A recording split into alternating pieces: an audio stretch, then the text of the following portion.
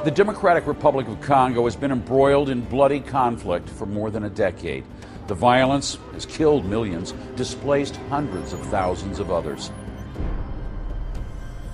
3 Agustus 2010, Kongo Afrika diserang habis-habisan oleh pasukan pemberontak yang sangat kejam.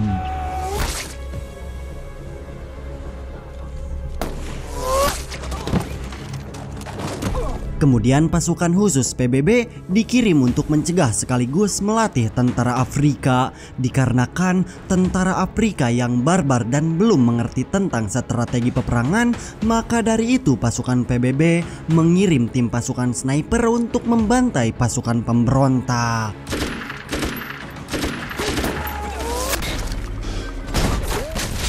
Dan apakah mereka berhasil mencegah serangan pasukan pemberontak tersebut? Semua akan terjawab di alur ceritanya.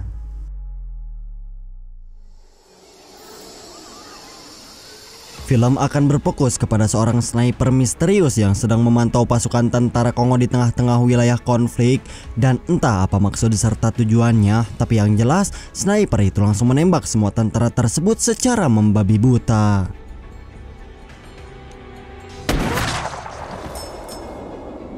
Singkat cerita, kemudian film berpindah ke markas militer pasukan PBB, yang mana kita akan diperkenalkan kepada 2 orang tentara Amerika Serikat bernama Sersan Brandon dan seorang tentara senior bernama Kapten Nelson.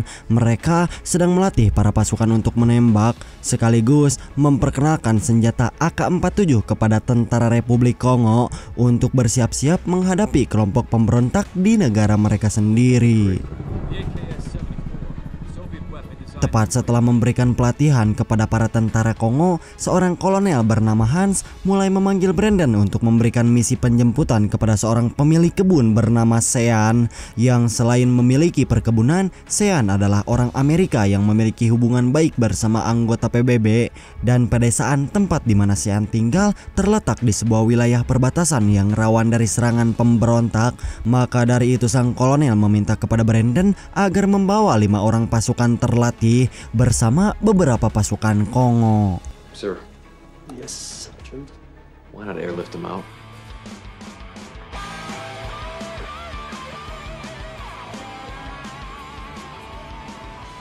So we're on babysitting duty tomorrow. This is not that walk. Di keesokan paginya, pasukan Brandon bersama tentara Kongo yang dipimpin oleh Kapten Kasa akhirnya berangkat menuju desa bernama Mukana. Dan setelah sampai di area perbatasan, Brandon yang melihat kumpulan orang-orang bersenjata lengkap mulai curiga jika orang-orang itu adalah pasukan pemberontak yang akan memulai peperangan. Namun Kapten Kasa menjelaskan bahwa mereka adalah kelompok pemburu yang sering mencari hewan-hewan liar di wilayah perbatasan. Dan untuk itu Kasa meminta kepada Brandon agar tidak curiga kepada mereka.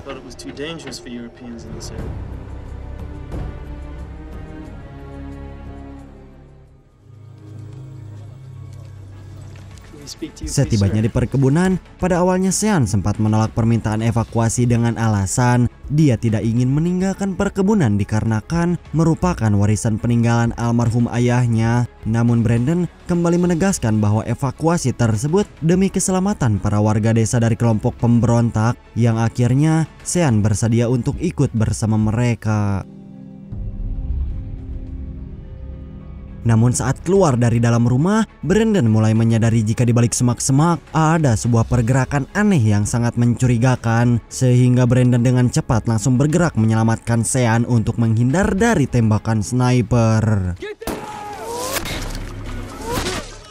Dari aksi penyerangan tersebut menyebabkan beberapa pasukan PBB harus tewas, termasuk Kapten Kasa yang mulai kocar-kacir karena takut dirinya terbunuh. Sementara pasukan yang dipimpin oleh Brandon, mereka bersembunyi di balik kontainer untuk menghindar dari tembakan musuh serta menyelidiki dari mana asal tembakan tersebut. Namun sebelum mereka mengetahui tata letak si sniper musuh, orang tersebut malah kembali melancarkan tembakan ke arah kontainer yang menyebabkan Sean dan sebagian tentara harus tewas tertembak di bagian kepala.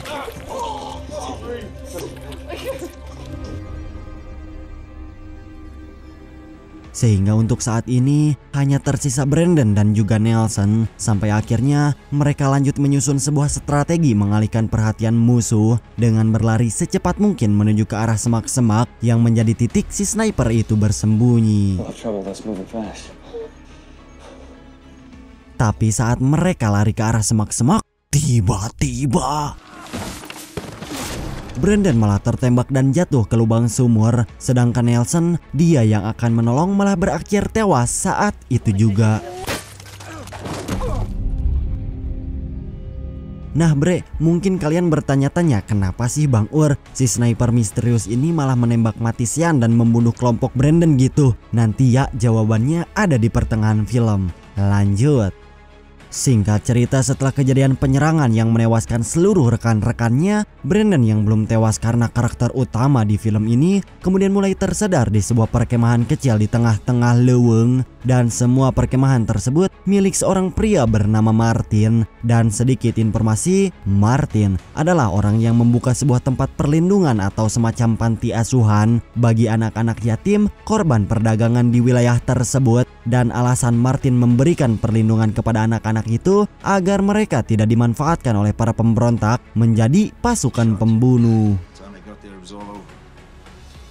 Tepat setelah Martin selesai memperkenalkan diri, Brandon yang masih terus memikirkan tentang kematian dari teman-temannya pun memutuskan untuk segera pergi kembali menuju daerah perkebunan untuk mencari informasi barang bukti tentang si sniper misterius. Akan tetapi Martin yang mengetahui jika kondisi Brandon masih belum benar-benar pulih, akhirnya memilih untuk ikut menuju ke area perkebunan.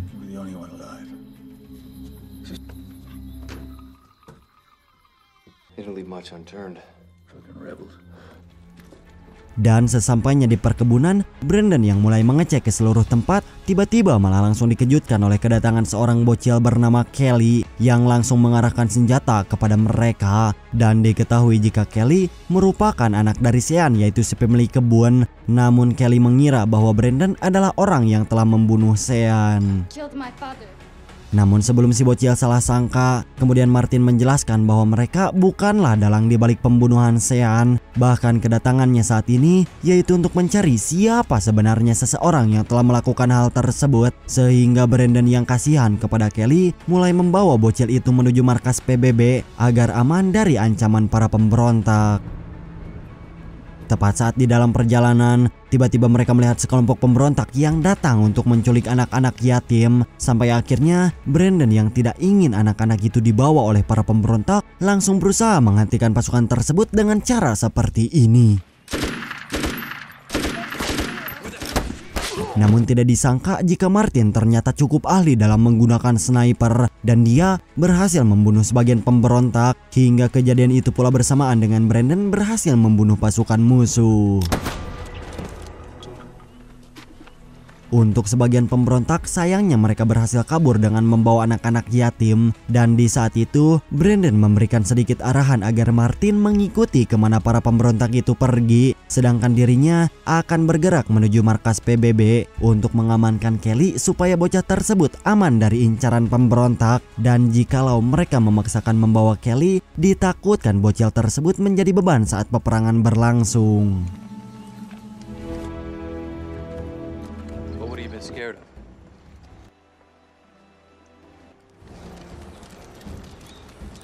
Yeah, great. Singkat cerita, setelah mereka bergerak satu sama lain, Brandon dan Kelly telah sampai di dekat pangkalan PBB. Setelah mereka melewati perjalanan yang sangat jauh, namun tiba-tiba Brandon malah langsung ngejoprak tak sadarkan diri, dikarenakan ia yang sebelumnya sempat terkena tembakan saat melawan pasukan pemberontak. Sampai akhirnya tentara PBB yang melihat kondisi Brandon, mereka langsung bergegas melakukan pertolongan agar luka di tubuhnya bisa diobati oleh pasukan tim medis. Di sisi lain, kemudian film berpindah kepada seorang sniper bernama Kapten Richard Miller yang terlihat jika ia sedang melatih regu pasukan khusus untuk menjadi seorang sniper handal. Dan sedikit informasi, Miller merupakan teman dekat sekaligus murid dari seorang sniper legendaris bernama Thomas Beckett yang tidak lain adalah ayah dari Brandon Beckett. Setelah melatih para pasukan, Miller yang cemas dengan kondisi Brandon yaitu anak dari gurunya pun kemudian datang menemui Brandon yang baru sadar di ruangan ICU, yang mana Miller menjelaskan jika maksud kedatangannya adalah untuk membawa Brandon pulang menuju Amerika Serikat dikarenakan tugasnya melatih tentara Kongo telah diambil alih oleh pasukan lain. Akan tetapi, Brandon menolak untuk pulang ke Amerika Serikat dikarenakan dia berniat akan melakukan balas dendam kepada si sniper misterius yang telah membunuh semua teman-temannya. Sehingga Miller yang tidak bisa berbuat apa-apa akhirnya memilih untuk membiarkan Brandon tetap berada di wilayah Kongo, sekaligus menawarkan dirinya untuk melatih dan mengasah kemampuan Brandon menjadi seorang sniper. Newsflash, kid. Half the Congo is at it. Do whatever you want. Doesn't matter to me. Tepat di malam harinya, Brandon mulai diajak berlatih sniper. Kemudian dia diperintahkan untuk menembak seorang tentara PBB yang telah berkhianat membocorkan informasi penting kepada pasukan pemberontak. Akan tetapi Brandon yang masih ragu untuk membunuh malah menolak perintah tersebut, yang seketika Miller menganggap jika Brandon masih belum cocok menjadi seorang sniper handal. Di keesokan paginya, Brandon bersama Kapten Kasa mulai datang menghadap Kolonel Yeager, yang di saat bersamaan seorang perempuan bernama Ellen berkata jika si sniper misterius kemungkinan mendapatkan senjata tersebut dari kelompok pemberontak, dan bisa saja ada beberapa anggota PBB yang telah berkhianat serta memasok senjata itu kepada si sniper misterius. You'll never know. Dan di sana Brandon mulai berpikir jika pembunuhan ini telah direncanakan untuk menghabisi Sean dan beberapa pasukan lain. Namun yang jadi pertanyaan adalah apa tujuan dari si sniper tersebut? Apakah dia gabut sehingga membantai pasukan Brandon? Kan nggak mungkin gitu. Maka dari itu Brandon langsung menawarkan diri untuk mencari tahu tentang identitas si sniper misterius. Akan tetapi keputusannya malah tidak mendapatkan dukungan dari Kolonel Yeager dan seakan-akan menutupi kasus penyerangan tersebut. Namun apakah kalian tahu si kolonel berkata apa? Ya, sang kolonel tidak akan melanjutkan penyelidikan kasus ini dan akan menutupnya tanpa ada alasan yang jelas. Dikarenakan tidak mempunyai dukungan dari sang kolonel, Brandon yang masih kekeh ingin mencari si pelaku pun diam-diam pergi meninggalkan pangkalan PBB untuk mengungkap siapa di balik semua pembunuhan ini.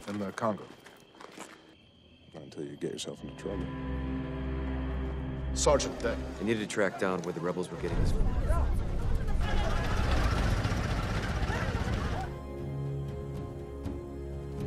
Singkat cerita, setelah melakukan perjalanan panjang ke daerah-daerah konflik, Brandon mulai kembali menemui Martin di markas persembunyian dan dia meminta bantuan untuk mencari tahu informasi tentang pasukan pemberontak yang mendapatkan pasokan senjata ilegal, karena kemungkinan si sniper bisa jadi adalah komplotan dari orang-orang yang telah memperjualbelikan senjata ilegal kepada pasukan pemberontak untuk menghancurkan markas PBB, dan sebagai gantinya Brandon akan membantu Martin menyelamatkan para anak-anak yatim yang sedang disekap oleh pasukan pemberontak.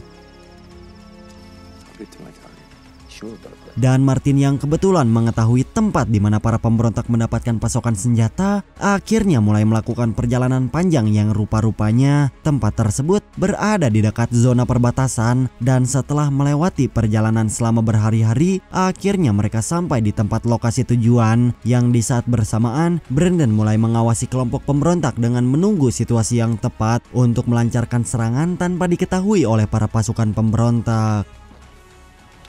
Di saat melakukan pengintaian, Brandon dan Martin melihat anak-anak dijadikan para pekerja untuk memindahkan senjata-senjata ilegal. Namun yang paling parah adalah salah satu anak melakukan kesalahan yang membuat seorang pemberontak akan menikam leher bocah tersebut, tetapi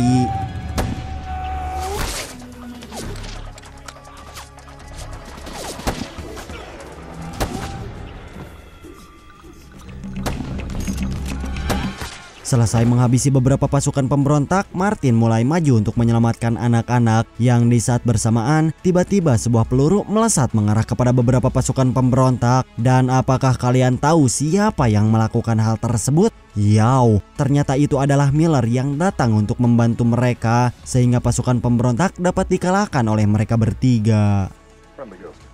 Setelah berhasil menghabisi semua pasukan pemberontak, di sana Miller mulai menyampaikan sebuah informasi yang mana ia telah mengetahui identitas si sniper misterius yang ternyata adalah mantan muridnya di regu pasukan khusus bernama Vincent.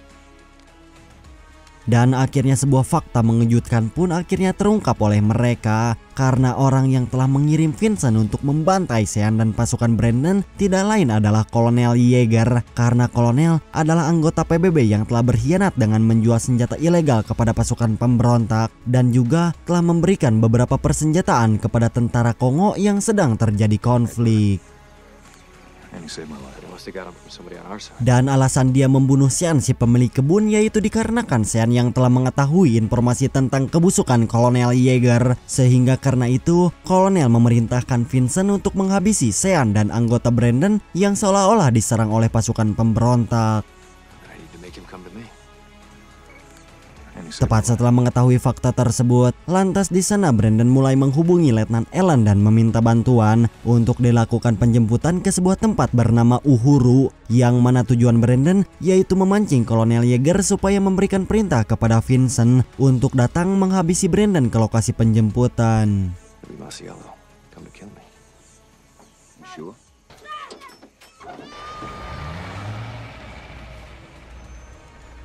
Di sisi lain, Brandon dan Miller yang sudah mempersiapkan strategi untuk menyambut kedatangan para tentara pengkhianat, kemudian akhirnya mereka datang ke tempat tersebut. Namun yang jadi masalah, Letnan Allen tiba-tiba malah ikut datang bersama mereka.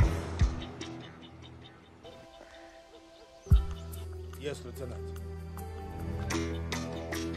Sampai akhirnya Allen yang masih belum tahu apa-apa tentang para pengkhianat di anggota PBB, Brandon diam-diam mulai menemui dan lanjut memberitahu informasi tersebut secara detail tentang para pengkhianat di anggota PBB. Tepat setelah menyampaikan informasi, tiba-tiba muncul pasukan Kapten Kasa dan tentara pemberontak yang datang dan mengepung tempat persembunyian Brandon, sehingga terjadilah aksi baku tembak di antara mereka.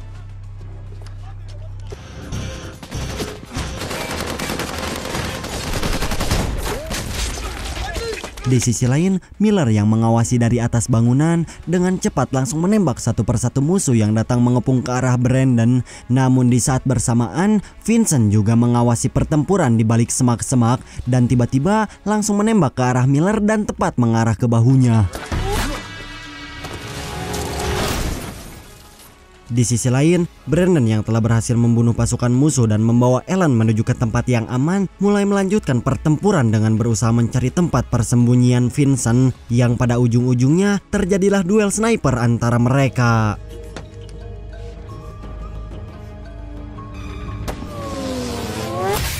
Namun dikarenakan tembakannya meleset mengenai matanya saja, lantas di situ mereka mulai melanjutkannya dengan berduel hingga tak terasa duel tersebut berlangsung sampai malam hari.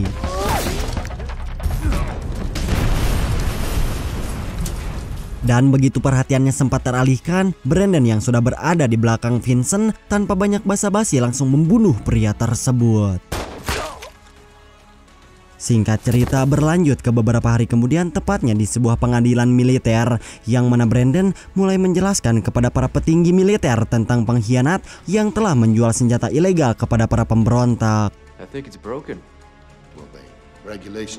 Namun dikarenakan Brandon masih belum memiliki bukti, lantas di situ diam-diam mulai pergi menemui Kolonel Yeager dan mengancam akan membunuhnya jika Kolonel tidak mau mengaku tentang kebusukannya yang telah memperjualbelikan senjata ilegal serta rencana pembunuhan kepada Sean. Dan sang Kolonel yang terdesak karena sudah tidak bisa mengelak akhirnya mengetahui tentang penjualan senjata ilegal demi mendapatkan keuntungan pribadi dengan memanfaatkan konflik di negara tersebut.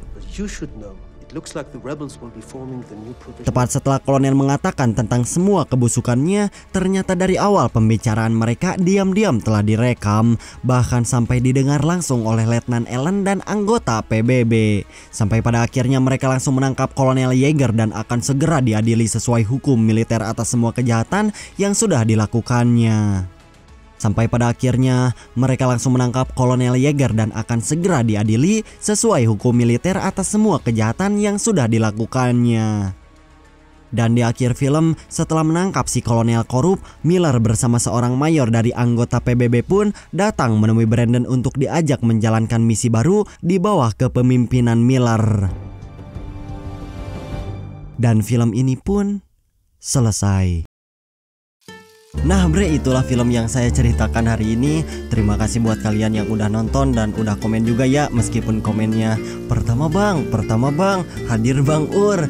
Segitu juga udah bersyukur banget asli teman-teman. Kalau nggak ada kalian apa tuh ya, saya hanyalah oncom tutung lah paribasana yang cuman bisa ngomong doang gitu. Tapi semoga video yang saya berikan bermanfaat. Semoga kalian semua yang ada di rumah terhibur. Salam buat abah ambu yang ada di rumah. Panjang umur, sehat selalu. Tetap semangat buat kalian-kalian yang mungkin lagi ngerantau untuk mencukupi kebutuhan di rumah. Dan kalian adalah sosok yang terbaik sampai kapanpun. Sekian dari saya, mohon maaf apabila ada kekurangan. Dan sampai jumpa di video selanjutnya. Bye-bye.